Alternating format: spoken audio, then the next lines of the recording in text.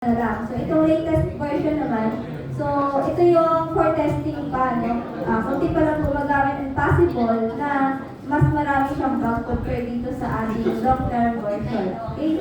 So, meron din tayong OSJ yung network installer. So, ano po ito? Ang ibig sabihin po nito, naalala nyo, di ba? Pag nag-install kayo, yung una na yung install, 2.28 pa, tama po ba? Yes. So, anong ginawa niyo after niyo mag-install ng 3.34? Nag-uninstall po ba kayo?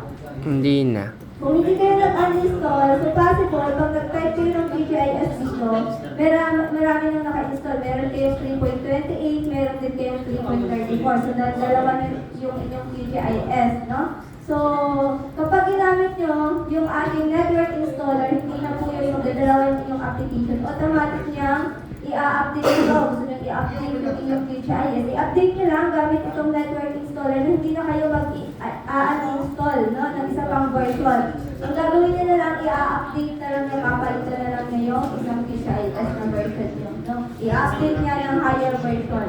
Kasi yun po yung pagkakaiba niya. Pag nag-long term tayo, ang gagawin nyo para sa ng version nyo, mag-uninstall tayo ng QGIS, no? Dito sa ating network installer, hindi nyo na po siya kailangan. Okay? So, ang binigay na po namin sa